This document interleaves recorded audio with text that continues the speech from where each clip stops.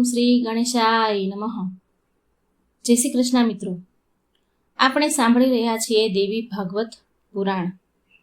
આ દેવી ભાગવત પુરાણ અચૈત્ર મહિનામાં પવિત્ર નવરાત્રિમાં જરૂર સાંભળજો મિત્રો.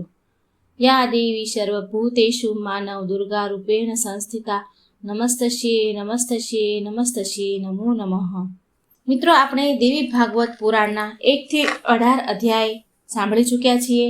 હું મારી ચેનલના વિડીયોમાં મૂકી ચૂકી છું અને આજે આપણે અધ્યાય 19મો સાંભળીશું. સ્કંદ પુરાણ પહેલાનો અધ્યાય 19, સુખદેવજીનો વિવાહ. મિત્રો, ભાગવત પુરાણ આ દેવી ભાગવત સાંભળજો અને બીજાને પણ સંભળાવજો. જો મારી ચેનલ સારી લાગે તો લાઈક, શેર અને સબસ્ક્રાઈબ જરૂર કરજો.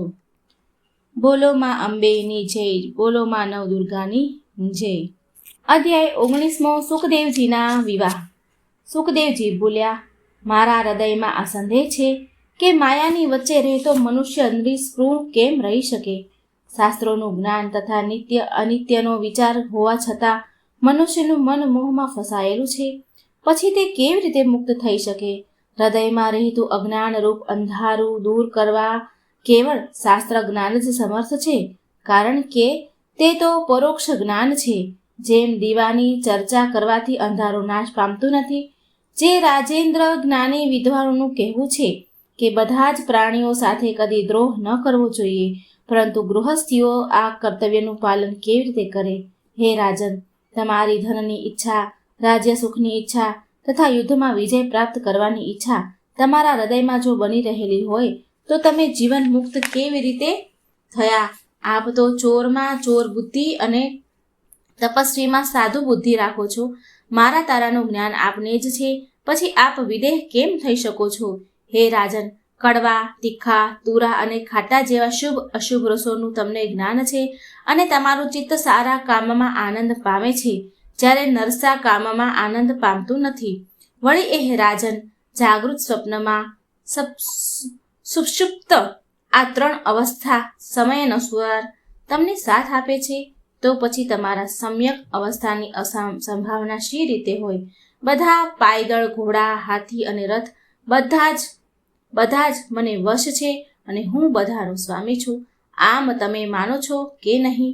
હે રાજન, તમે જ્યારે સ્વાદિષ્ટ પદાર્થો ખાઓ છો ત્યારે પ્રસન્ન થાવ છો, જ્યારે સ્વાદ વગરની રસોઈમાં ભોજનમાં એવી પ્રસન્નતા રહેતી નથી. તો પછી હે રાજન, માતા અને સર્પમાં તમારી સમાન દ્રષ્ટિ કેવી રીતે હોઈ શકે? જીવન મુક્ત તે જ હોઈ શકે છે જે માટીના ઢેફાને, પથ્થરને તથા સોનાને સમાન ભાવે ગણે છે, જે સર્વમાં કેવળ એક જ આત્મા રહેલો છે તેવી બુદ્ધિ રાખે છે તથા સર્વ પ્રાણીઓના હિતમાં લાગેલો છે. હે મહારાજ, હવે મારું ચિત્ત એક ક્ષણ માટે ઘર અને સ્ત્રી જેવા પદાર્થમાં આનંદ પામતું નથી. એકાંતમાં રહીને ઈચ્છાઓને શાંત કરી આનંદમાં સમય વ્યતીત કરું છું, એમ મારું મન જણાવે છે. હું કોઈનો સંગ નહીં કરું. મમતા રહિત, શાંત, ફળ ફૂલ પાંદડા જે કાંઈ મળશે તેનું ભોજન કરીશ. સુખ દુઃખ પર રહીશ અને કાંઈ પણ વસ્તુનો સંગ્રહ નહીં કરું. હું હંમેશા મૃગની જેમ શાંતિથી ફરતો રહીશ. હે રાજન, હવે મારા મનમાં વૈરાગ્યનો ઉદય થયો છે અને સુખ દુઃખ આદિ ગુણો શાંત થઈ ગયા છે. હવે મારે ઘર, ધન કે રૂપાળી સ્ત્રીની શું જરૂર? તમે તો અનેક આસક્તિઓથી યુક્ત વિવિધ વાતો વિચારો છો અને કહો છો કે હું જીવન મુક્ત છું. મને તમારો આ વ્યવહાર દંભ જ લાગે છે. હે રાજન, તમને ક્યારેક શત્રુની તો ક્યારેક ધનની તો ક્યારેક સૈન્યની ચિંતા રહેતી હોય છે. તમે કયા સમયે નિશ્ચિત રહો છો? જે મુનિઓ સૂક્ષ્મ ભોજન કરીને પોતાની સમાન સાધનામાં અટલ રહી વનમાં તપ કરે છે અને જે મનમાં જાણે છે કે આ સંસાર મિથ્યા છે, તેઓ પણ આ સંસારની મોહમાયામાં ફસાતા જાય છે. હે રાજન, તમારા વંશમાં જન્મેલા રાજાઓનું વિદેહ એવું નામ પરંપરાથી ચાલતું આવ્યું છે, પરંતુ તેને આપના વ્યવહાર સાથે કોઈ સંબંધ નથી. જેમ કોઈ મૂર્ખ હોય છતાં તેનું નામ વિદ્યાધર, જન્મથી આંધળો હોય છતાં તેનું નામ દિવાકર અને દરિદ્રીનું નામ લક્ષ્મીકર રાખવામાં આવે તો તેમના તે નામ નિરર્થક છે. તમારા વંશમાં જન્મેલા જે પૂર્વના રાજાઓ વિદેહના નામથી પ્રખ્યાત થયેલા સાંભળ્યા છે, તેઓ માત્ર નામથી જ વિદેહ હતા, પણ કર્મથી વિદેહ ન હતા. હે રાજન, તમારા કુળમાં પૂર્વ નિમિ નામે એક રાજા થઈ ગયા. તે રાજર્ષિઓ પોતાના ગુરુ વશિષ્ઠ મુનિને યજ્ઞ માટે આમંત્રણ આપ્યું ત્યારે તે મુનિઓએ કહ્યું, હે રાજન, હમણાં દેવોના ઇન્દ્રે મને યજ્ઞ માટે નોતર્યો છે, તેથી હું પ્રથમ તેનો યજ્ઞ પૂર્ણ કરી આવું.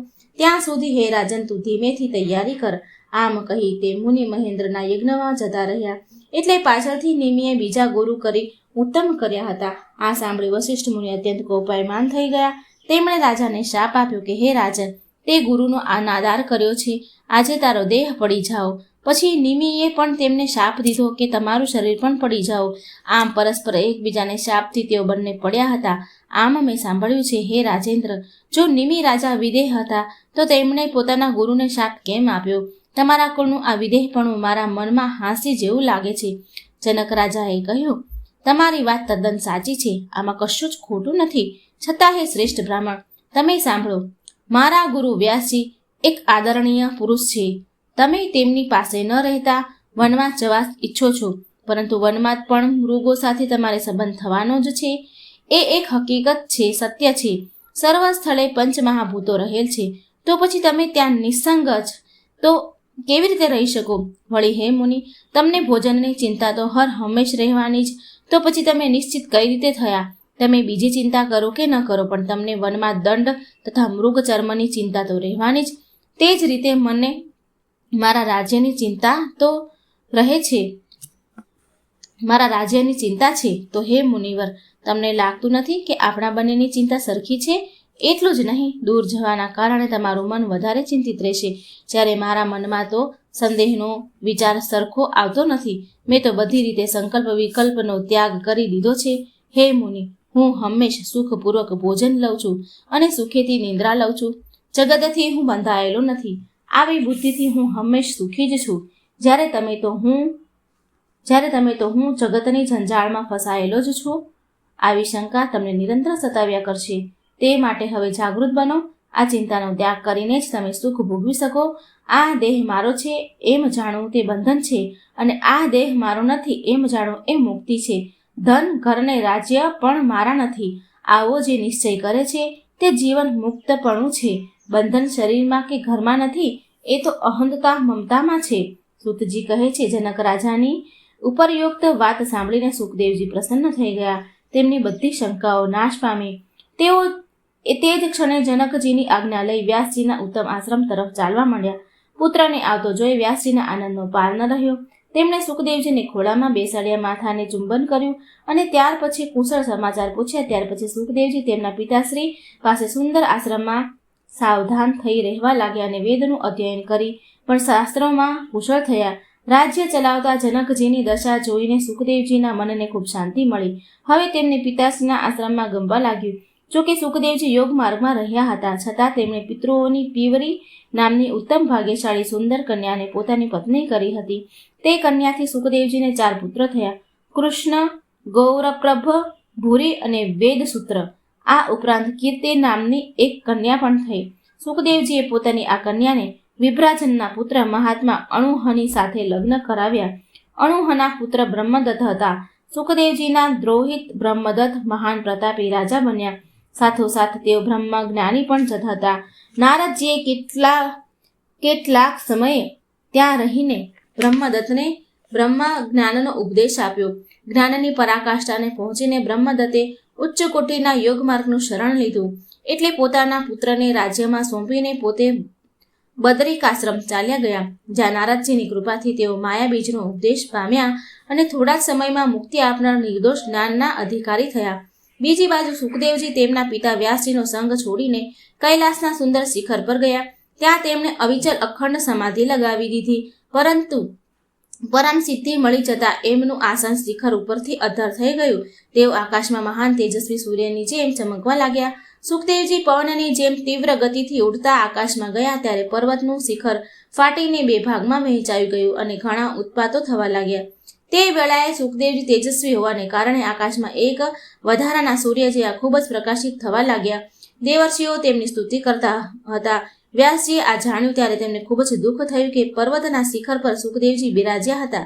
ત્યાં જઈને પુત્રના વિરહને વશ થયેલો વ્યાસજી હે પુત્ર આમ વારંવાર બૂમો પાડતા હતા. ત્યારે શ્રમથી વ્યાકુળ અને દીન થયેલા વ્યાસજીને બૂમો પાડતા જાણીને સુખદેવજીએ તે વખતે જવાબ આપ્યો હતો કે હે, હજી પણ તમે એ પર્વતના શિખર પર સ્પષ્ટ થાય છે. સુખદેવજી તેમના શરીરને સમિષ્ટમાં લીન કરે છે, આકાશમાં ચાલ્યા ગયા છે. વ્યાસજીનું રુદન બંધ થયું.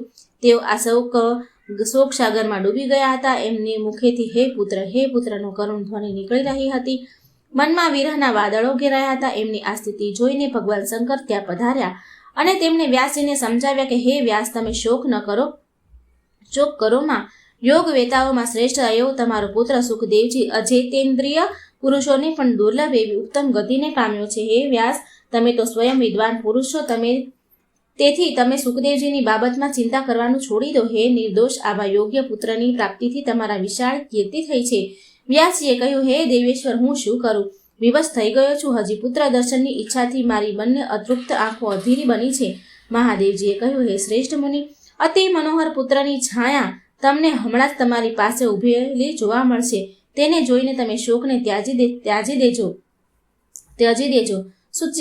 સુખદેવજી કહે છે, તે સમયે વ્યાસજીએ સુંદર કાંતિવાળા સુખદેવજીની છાયાના દર્શન કર્યા. ત્યાર પછી ભગવાન શંકર વ્યાસ મુનિને વરદાન આપીને ત્યાંથી અદ્રશ્ય થઈ ગયા. એટલે વ્યાસજી પણ સુખદેવજીના વિરહથી તપીને પરમ દુઃખી થઈ પોતાના આશ્રમે ગયા. પ્રથમ સ્કંધનો અધ્યાય 19 અહીં સમાપ્ત થાય છે. હવે આપણે સાંભળશું અધ્યાય 20. સુખદેવજી ગયા વ્યાસજીનું કાર્ય. ઋષિઓએ પૂછ્યું, સુખદેવજી એ પરમ સિદ્ધિ પ્રાપ્ત કરી ત્યાર પછી વ્યાસજીએ શું કર્યું એ અમને વિસ્તારપૂર્વક કહેવાની કૃપા કરો. સુતદેવજી બોલ્યા, વ્યાસજી પાસે રહીને અસિત, દેવલ, વૈશપાયન, જૈમિની, સુમુંત વગેરે અનેક શિષ્યગણ વેદ અભ્યાસ કરતા હતા. તે બધા પહેલેથી જ વ્યાસજીની આજ્ઞા અનુસાર આ પૃથ્વી પર વેદ ધર્મનો પ્રચાર અને પ્રસાર માટે ચાલ્યા ગયા હતા. તથા વ્યાસ પુત્ર સુખદેવજીનો અંતરિક્ષમાં નિવાસ થઈ ગયો. તેના કારણે વ્યાસજીના મનમાં શોકના વાદળો ઘેરાઈ ગયા હતા. તેમણે પોતાના આશ્રમથી જતા રહેવાનો વિચાર કર્યો. એ સમયે તેમને પોતાની પવિત્ર માતા સત્યવતી, જે માછીમારની પુત્રી હતી, તે યાદ આવ્યા, જેમને વ્યાસજીને ગંગા તટ પર મૂક્યા હતા. તે વખતે સત્યવતી શોકાગ્રસ્ત હતા. માતા સત્યવતીની દયનીય દશા આંખ આગળ ખડી થવાથી મહાતેજસ્વી મુનિવર વ્યાસજી તે ઉત્તમ પર્વત છોડીને પોતાના જન્મસ્થાનમાં પહોંચી ગયા. ત્યાં એ બેટ પર આવી વ્યાસજી નિર્દોષ નિષાદોને પૂછ્યું, તે સુંદર મુખવાળી મારી માતા ક્યાં ગઈ? એટલે માછીમારોએ તેમને કહ્યું કે એમને તો રાજા શાંતનુ સાથે પરણાવી દીધા છે. પછી માછીમારોના રાજાએ વ્યાસજીનું પ્રીતિપૂર્વક સારી રીતે સ્વાગત કર્યું. હાથ જોડીને કહ્યું, હે મુનિ, દેવોને પણ દુર્લભ આપનું દર્શન કરી આજે અમારો જન્મ સફળ થયો છે. આજે મારું કુળ પવિત્ર થયું છે. હે વિદ્વાન મુનિ, તમે જે કાર્ય માટે આવ્યા છો તે અમને જણાવો. આ મારી સ્ત્રી, ધન તથા પુત્રો પણ તમારે આધીન છે. વ્યાસજીએ તેમને યોગ્ય ઉત્તર આપી સરસ્વતીના સુંદર કિનારે પોતાનો આશ્રમ સ્થાપી ત્યાં જ રહેવા લાગ્યા અને તપ કરવા લાગ્યા. રાજા શાંતનુ બહુ પ્રભાવશાળી હતા. તેમને સત્યવતીના ગર્ભથી 2 પુત્ર થયા હતા. વનવાસ જીવન વ્યતીત કરવા છતાં શાંતનુના 2 પુત્રનો પોતાનો ભાઈ સમજીને વ્યાસજી સુખપૂર્વક રહેવા લાગ્યા. શાંતનુ રાજાનો પહેલો પુત્ર ચિત્રાગંધ નામે હતો. તે ખૂબ જ સુંદર, શત્રુઓને તપાવનારો તથા સર્વ લક્ષણોથી યુક્ત હતો. બીજા પુત્રનું નામ વિચિત્ર વીર્ય હતું. તે પણ સર્વગુણ સંપન્ન હતો. આ બંને પુત્રોને જોઈને શાંતનુ રાજાને ખૂબ જ હર્ષ થતો હતો. વળી શાંતનુ રાજાની પ્રથમ પત્ની ગંગાથી જન્મેલો સૌથી મોટો પુત્ર ભીષ્મ હતો. તે મહાવીર અને ઘણો શક્તિશાળી હતો.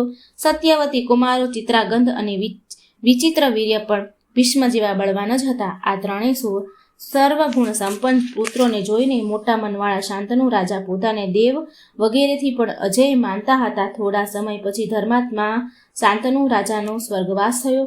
જેમ માણસ પોતાના જૂના વસ્ત્ર છોડી દે છે, તેમ તે રાજાએ પણ પોતાના જીર્ણ શરીરનો ત્યાગ કર્યો. શાંતનુના સ્વર્ગ સિધાવ્યા પછી તેમની શાસ્ત્રોક્ત વિધિ પ્રમાણે પિતૃતર્પણ વગેરે ક્રિયાઓ કરવામાં આવી.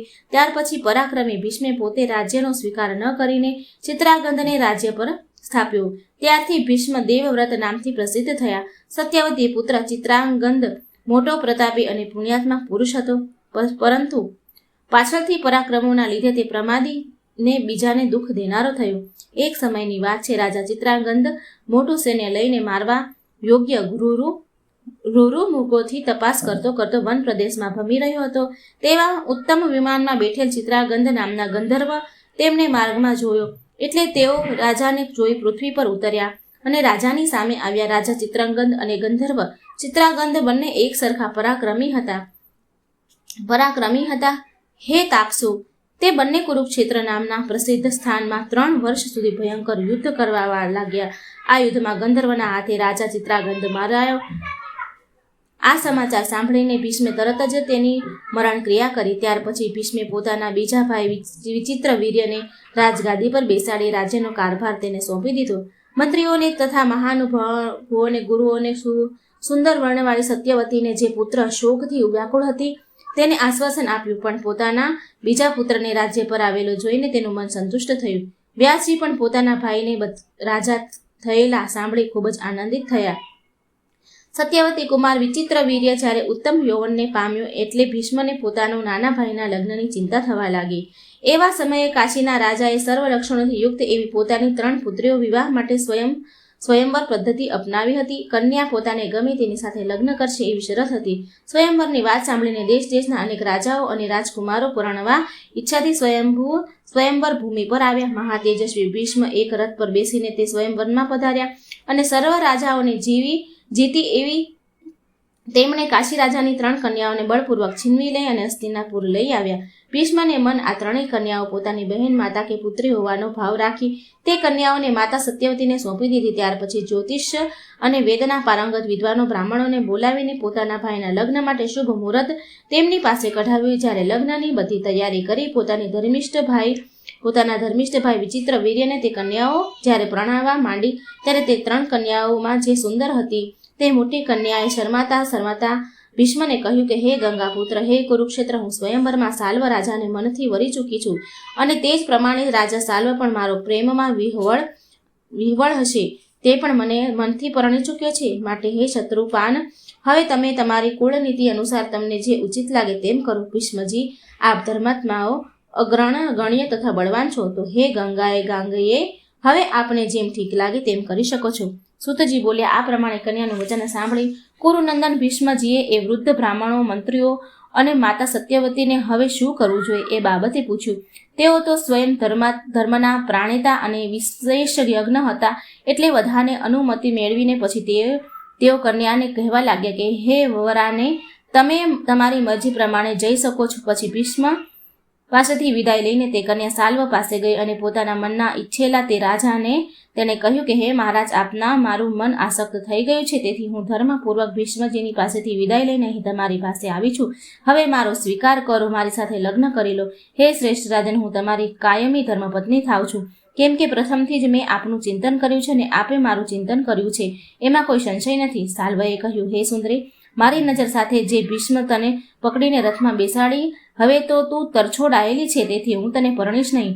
કયો બુદ્ધિમાન પુરુષ બીજાને તેજલી કન્યાનો સ્વીકાર કરે?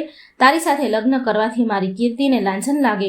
આમ કહી તે રાજાએ રડતી અને વિલાપ કરતી તે કન્યાને છોડી દીધી. એટલે તે કન્યા પાછી ભીષ્મ પાસે રડતી રડતી આવી અને કહેવા લાગી, હે વીર, તમે છોડી દીધેલી મને સાલ્વ રાજા સ્વીકારતો નથી, માટે હવે તમે મારો સ્વીકાર કરો. હે મહાભાગ, આપ તો ધર્મના જાણકાર છો, જો તમે મારો સ્વીકાર નહીં કરો તો હું મરણ પામીશ. ભીષ્મજીએ કહ્યું, હે સુંદરી, તારા ચિત્તમાં બીજા પુરુષનું સ્થાન છે, તેથી તારો સ્વીકાર કઈ રીતે કરું? માટે હે કલ્યાણી, તું હવે સ્વસ્થ થઈ તારા પિતાની પાસે ચાલી જા. તે કન્યાને સાલ્વ જેવો જ જવાબ ભીષ્મજીએ પાસેથી મળતા તે કન્યા વનમાં ચાલી ગઈ.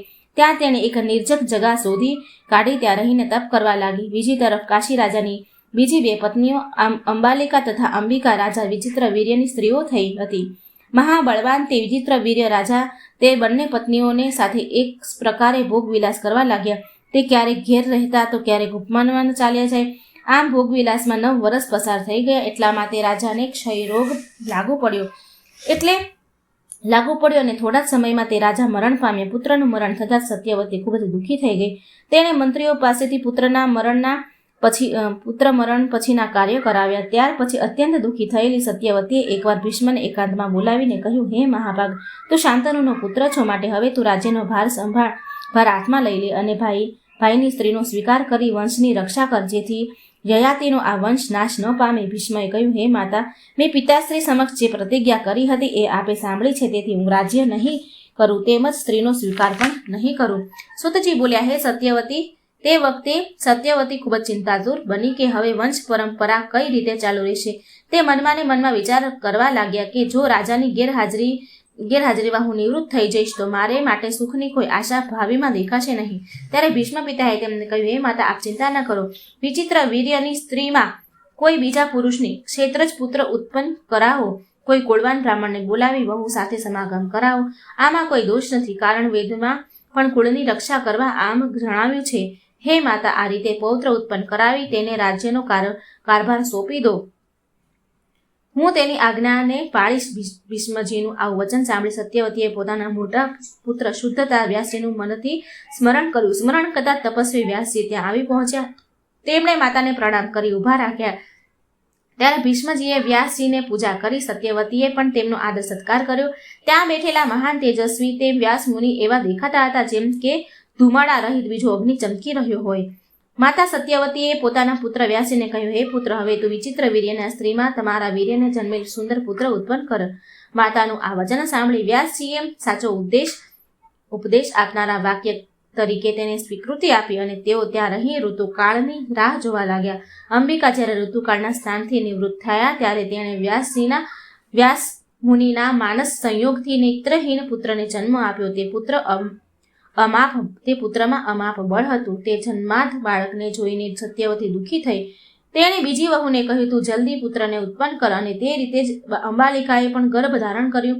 સમય જતાં તેણે પાંડુ પુત્રને જન્મ આપ્યો. સર્વ સંપત્તિથી પાંડુ રાજ્યના અધિકારી બન્યા. 1 વર્ષ પછી સત્યવતીએ ફરી પાછા પુત્ર ઉત્પન્ન કરવા માટે પોતાની વહુને પ્રેરણા આપી. મુનિવર વ્યાસજીને બોલાવી તેમને વિનયપૂર્વક કહ્યું અને રાત્રિના સમયે તેને શયનગૃહમાં મોકલ્યા. પરંતુ તે વેળા વહુ તેમની પાસે ન ગયા અને એક દાસીને તેમની પાસે મોકલ્યા. એટલે તે દાસીમાં ધર્મના અંશથી પવિત્ર વિદુર નામના પુત્ર જન્મ્યા. આ પ્રમાણે વ્યાસજીએ વંશની રક્ષા કરવા ધૃતરાષ્ટ્ર આદિ 3 મહાપરાક્રમી પુત્રોને ઉત્પન્ન કર્યા હતા. હે નિર્દોષ મુનિઓ, યયાતિ વંશ સાથે સંબંધ ધરાવતી આ બધી કથા મેં તમને કહી. ભ્રાતુ ધર્મના વિશેષજ્ઞ ધર્માત્મા અને પરમ સંયમી શ્રી વ્યાસજીની કૃપાથી તેમનો વંશ સુરક્ષિત રહ્યો. સ્કંદ પહેલાનો અધ્યાય 20મો અહીં સમાપ્ત થાય છે.